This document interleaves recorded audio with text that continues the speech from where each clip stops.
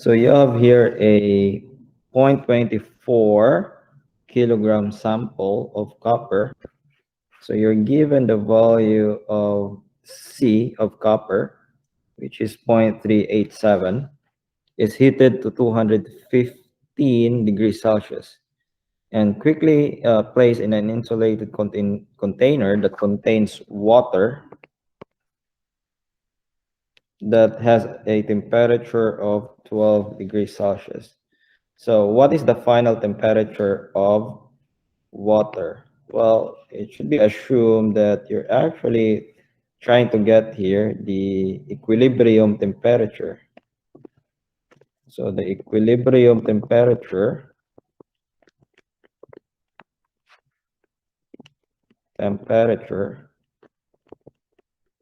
when you say equilibrium temperature, common final temperature. So that means that essentially this is not only the final temperature of water, but also the final temperature of your copper. Okay. So in this particular case, this 0.387 can be taken as the unit would be kilojoules per kilogram degrees Celsius. Or actually, it doesn't matter. Well, in this case, it should be kilogram or kilojoule per kilogram degrees Celsius. Okay. However, if you can see here, the temperature is given in degrees Celsius and the mass is given uh, in kilogram. So even though you're not given the value of C for water, so C for copper is given by this. C of copper is 0.387 and they should be kilojoules per kilogram degree Celsius. Well, you have the other substance as water. If ever there's a particular question that doesn't ask for the C of water, well, if I forgot to place that one in the particular question, you can actually ask me. You don't have to memorize this one. So it's 4.18 kilojoule per kilogram degree Celsius. Okay, so these are constants. The value of C for both substances, the copper and the water. And for this type of questions, we actually assume that whatever heat that is being given off by the hotter object would be equivalent to the uh, heat gained by the colder object. So if you can see here, copper is the hot object, water is the colder object. So if you're gonna mix them together, you're gonna expect that copper will cool off or the temperature of copper will decrease and the temperature of water will increase. Okay. So we're gonna use our, again, if we're gonna list down our given quantities. So we're given the mass of copper. It's 0.240 kilogram. And then C for copper, it's equal to 0.387 kilojoule per kilogram degree Celsius. And then you have the mass of water. Mass of water is 0.275 kilogram. And then C for water of 4.18 kilojoule per kilogram degree Celsius. And then you also have the initial temperature of copper. So I'll just use TC CUI. So the initial temperature of copper is 215 degrees Celsius. Okay, that's for copper. This one here. So mass temperature, and then the initial temperature of water is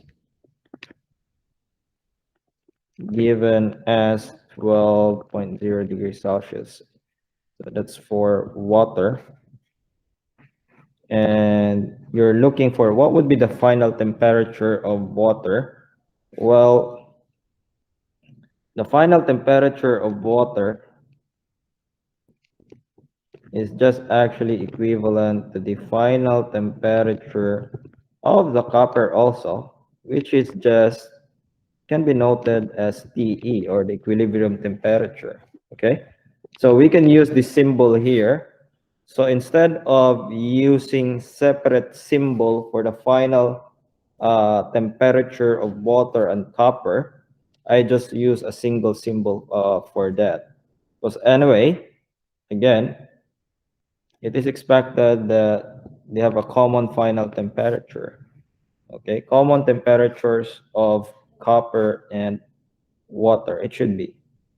And in this particular case, what do we need to do to solve this question? Well, we're gonna make use of our conservation of energy. So the energy by the hotter object, so hot object, and the hot object here is the copper, is just equivalent to the heat loss or the heat gain. Well, actually, it doesn't matter where you're. I'm just gonna start here with the water. So the cold object.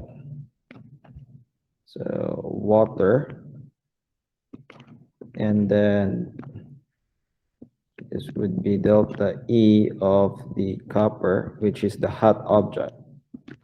Okay, the hot object loses heat, while the colder object will absorb the heat.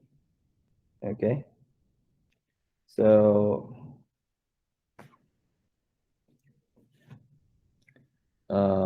going through, again, there's only one object that is initially cold, and that is water.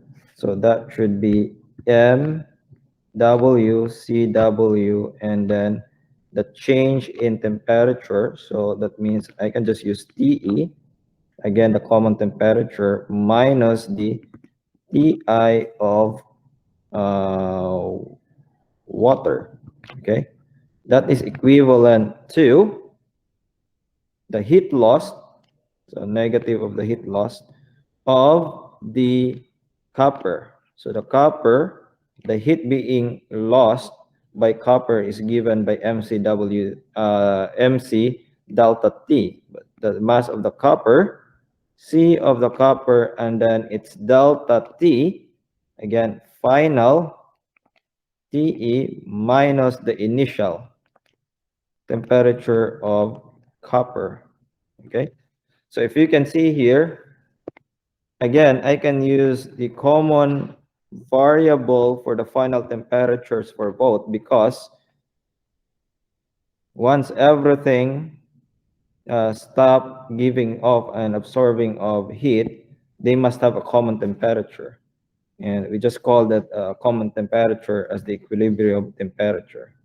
So if you can see here, I can substitute everything except for, well, except for TE, which is good in my equation, because I have a single equation, and I should expect that I will only be having one unknown in that particular equation. So mass of water is 0.275. C of water is 4.18. And then you have TE minus the initial temperature of water is 12. Okay. and that is equivalent to the negative of m of the copper is 0.24 multiplied by 0.387, and then this should be Te minus 215.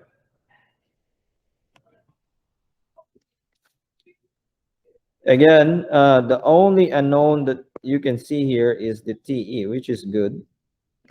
But before you can solve for that, you need to do certain work with your equation. So first things first, I'm gonna do this 0.275 times 4.18. If I'm gonna multiply that, that should give me, maybe you can also check, 1.15. Okay, but this is times Te minus 12. And the other side, so that would give me that. And then this multiplied 0.24 times 0.387 should give me an answer of, I have a negative in front, that should give me 0.0929. And then again, Te minus 215. Okay. So now, what you're gonna do in this particular, after doing that, well, we have the brackets, so you're gonna deal with the brackets. So you can use the distributive law. So to expand my left-hand side of my equation. So if I'm gonna do that, this gives me 1.5,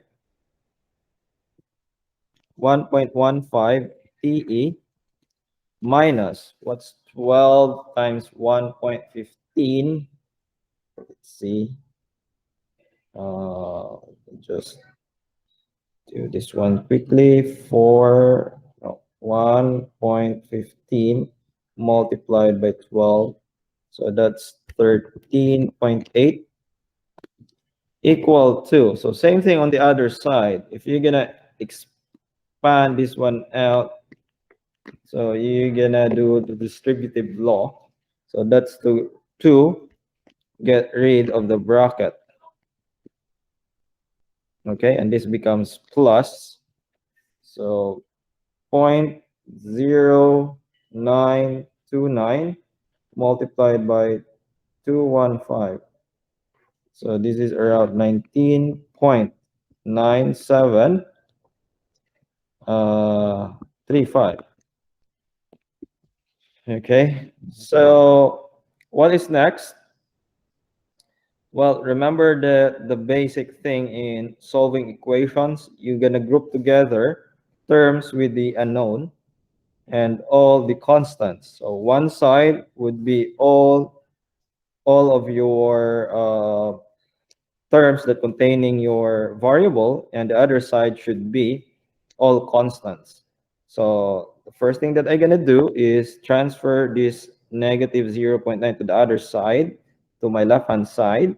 So this becomes 1.15 Te plus 0.0929 Te is equal to, I have 19.9 735 plus 13.8. Okay, so if you can see, on one side are all similar terms because I have Te, and the right hand side, left hand side, all containing terms with Te, and then the other side is just constants. So if I'm gonna continue that one, so you have 1.15, so 1.15 plus, so I can combine these two now because they're similar terms. So the left-hand side of my equation. So this gives me, so the left-hand side of my equation will have 1.2429 TE is equal to the other side. Well, this is just 19.9735 plus 13.8. So this is 33.7735. So this whole thing gives me that, the right hand side. The other side gives me that. Well, the final answer is not this one because I'm solving for TE. So I'm going to divide both sides by 1.2429. 2429. So doing that will give me just TE, or the final temperature. So I'm going to divide by 1.2429. So this should be around, well, in the list is 3 sig figs from the given. So 27.2 degrees Celsius. So therefore, final temp of water is 27.2 degrees Celsius. Okay, so any questions?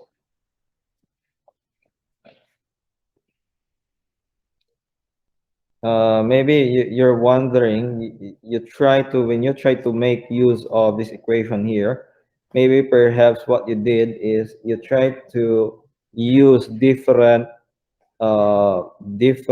variable for the final temperature of water and copper. But for this type of questions, actually this is called calorimetric computations. Okay, so heat computations. So we make use of the conservation of energy. That means that the heat lost by one substance is just equivalent to the heat gained by the other substance. So the one that loses heat is the hotter object, and the one that gained heat is the colder object. So any questions? Anyone? Nope. So any other items that you need to go through? For number 6, Okay, number 6. Let's see. Okay.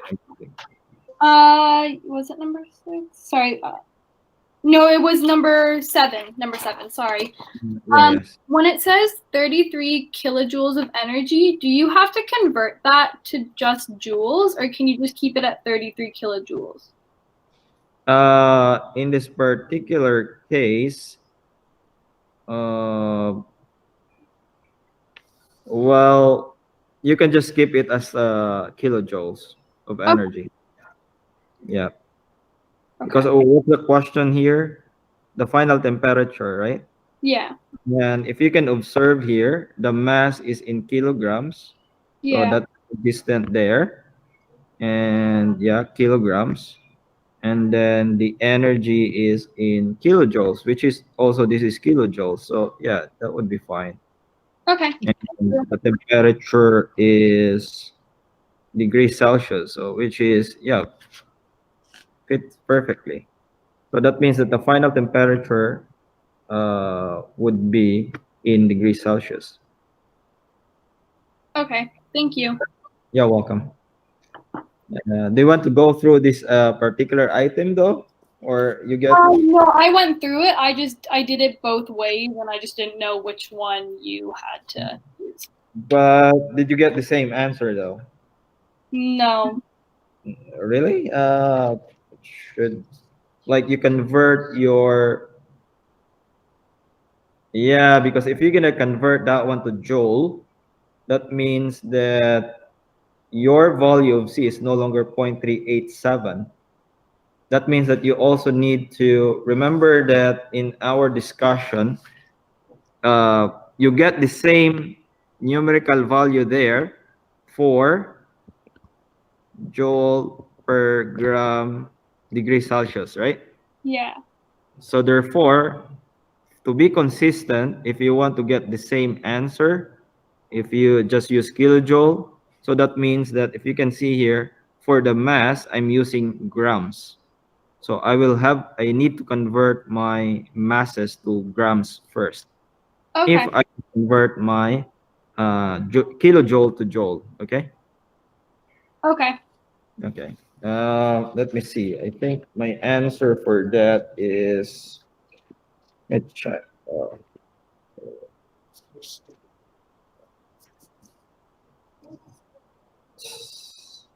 Did you get around 33.6 degrees Celsius, or for copper? For copper, it's around 167. Yeah. Okay. And then for the water one, it's around like 33, 34. Yeah, you're correct. Okay. 33.6. Yeah. Okay. Yeah. So any other item uh, from the others? Could you cover number 13, please? 13. Okay. Yeah. Number 13. Okay, we're gonna cover number 13. Okay, you have a catapult with a spring constant equivalent to uh 1.3 times 10 to the power of 3 Newton per meter. Well, that's around 1,300 newtons per meter. Is compressed to 45 centimeters. It is then triggered and it launches a 0.3 kilogram stone into the air. What is the maximum height that the catapult will launch the stone? So in this particular case, uh, the source of energy in moving the object is the elastic potential energy. Okay, so uh, if you're gonna write down the given quantities, we're given the following: spring constant K is 1.30 times 10 to the power of 3 Newton per meter. And then that compression here, well, if you can remember about springs, we use the variable x to represent its displacement. So it is compressed, well, compressed or being stretched, that is just the same thing. So it's being displaced at a certain distance, and this is 45.0 centimeters. However, if you can observe with this the distance or the displacement is given in centimeters, but your spring constant is in meter. So the first thing that you need to do here is convert this into meter, which is 0.45 meter. Okay? And you're given the mass of mass is 0.30 kilogram. Okay, and then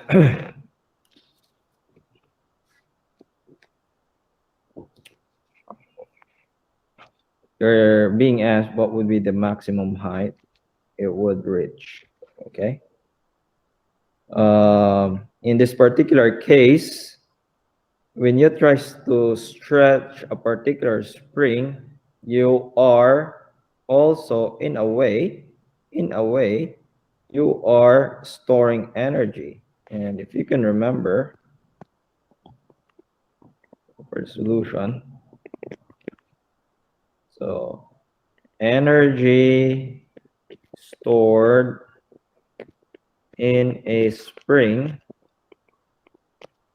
is given by I think we use E sub S 1/2 kx squared.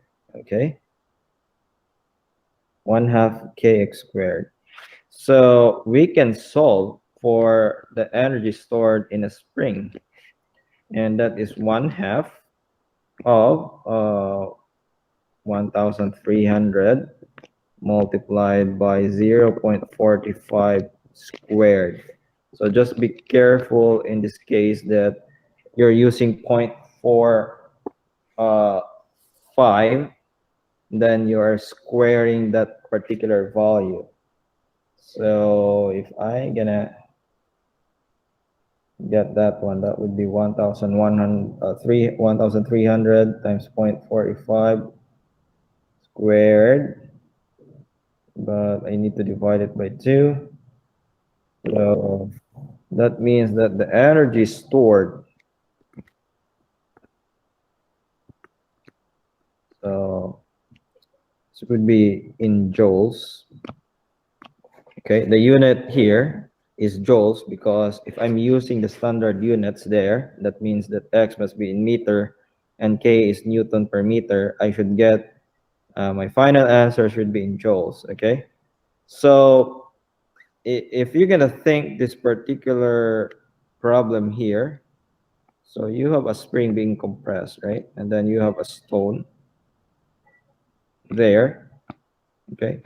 So this is being compressed at a certain distance. And with that, it has an energy of 131.625. So when this is launched upward, okay, so it will reach at a certain height, h.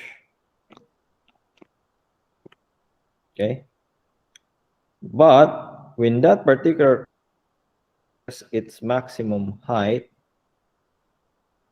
okay, so what kind of energy do you think will the object will have in that particular position at a certain height? So remember that here you started with the elastic potential energy.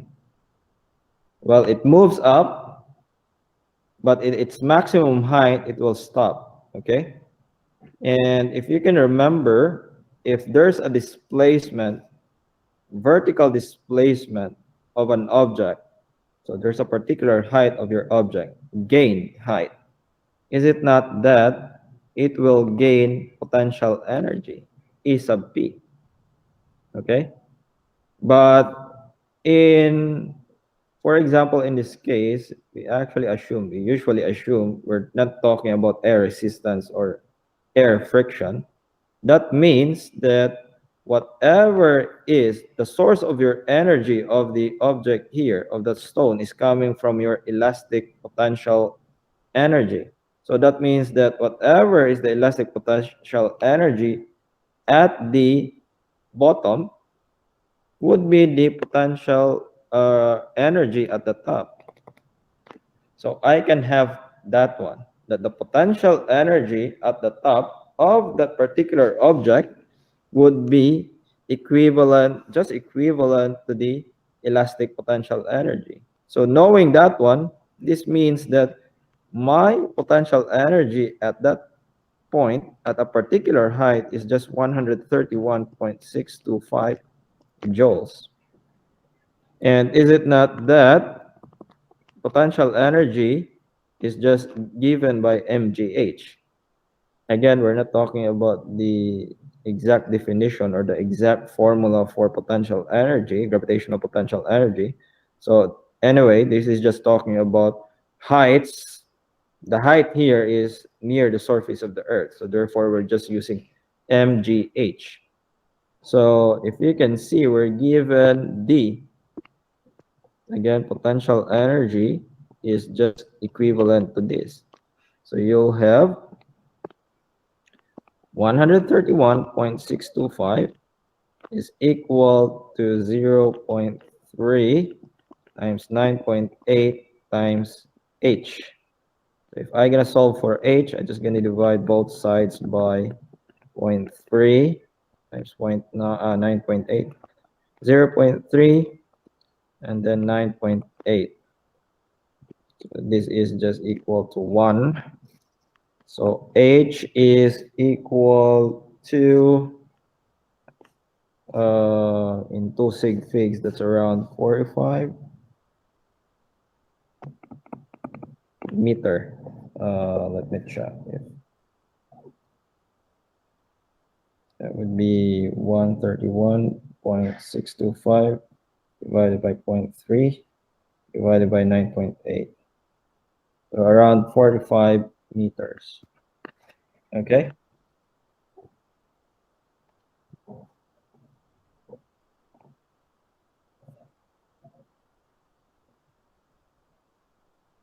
So any other item that you want to go through?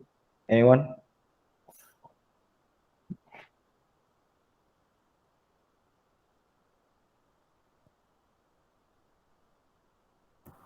How about number 14, if you would?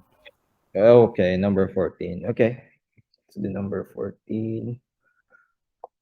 Okay, you have there a sled, 160 kilogram, traveling at a speed of 8.0 meters per second along a rough icy level surface. If the sled slides for a distance of 22 meters before it stops, until it comes to a stop, what work was done by frictional forces? Okay, so work done by frictional forces. Anyway, in this particular case, this is a particular case wherein you're not pushing this particular object or the sled. So the only force that is acting there is actually the frictional force. You're given a particular speed. So actually this is your initial, okay? But it comes to a stop. So that means that the final speed or velocity is 0, okay? And it travels a distance of call this one 22 meters, okay? However, if you can remember, the basic definition of work is just FD, right? It's FD. So work is equal to FD.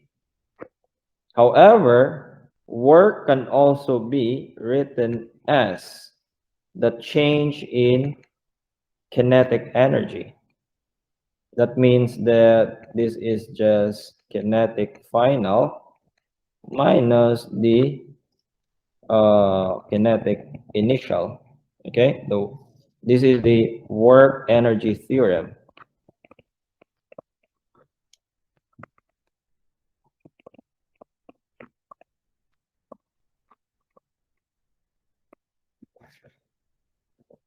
Okay, so if we're gonna write down our given quantities and maybe perhaps check which one would be ideal to solve this particular equation, we're given VI as 8 meters per second and VF is equal to 0. Mass is equal to 160 kilograms. And then and we want to get the work. So work is the question mark, okay? So if you can see, well, if we're gonna use the first equation, FD, by the way, I forgot the distance traveled, 22 meters. D is given, but F is not. I don't know that what's the value of my frictional force. Maybe I could solve that one, or maybe I can't. But I need to check whether my second equation would work. Because if the second equation works, I might as well just use that one because I don't need to solve the force anymore. Okay, so let me look at this particular equation. kinetic final minus the kinetic initial. So work or kinetic energy is given by mvf squared over 2 minus mvi squared over 2. Well, mass is given, which is nice, because that is given. Vi is also given, as well as the final velocity. Although the final velocity is not necessarily the explicitly given in the question. It just tells you that it stops. Well, if it stops, that means that the final velocity is 0. So now everything is given. So therefore, I go with this. The work is mass 160 multiplied by 0 over 2 minus 160 multiplied by 8 squared over 2. So if you can see here, this is 0 and work is, well, this is around negative 5,100 joules, or that is just negative 5.1 times 10 to the power of 3 joules. Okay, so the negative sign here just indicates that, well, friction is directed opposite to the displacement. Okay, so the meaning of a negative work just tells you that, well, the force acting, or in this case, the friction, is in the opposite direction of your displacement. So, well, if you have the sled, for example, in this case, if this is the sled, so there are 3 forces acting here, Fg, then you have Fn. Well, if this is moving, the velocity of this is in that direction, well, friction would be in the opposite direction. This is your Ff, okay? And the displacement D is somewhere here. So it's moving in that direction. So that's the reason why you get a negative value there. So remember that work doesn't necessarily have a direction. Well, it doesn't have any direction because it's a scalar quantity.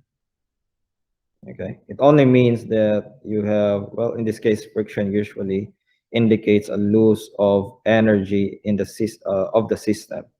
So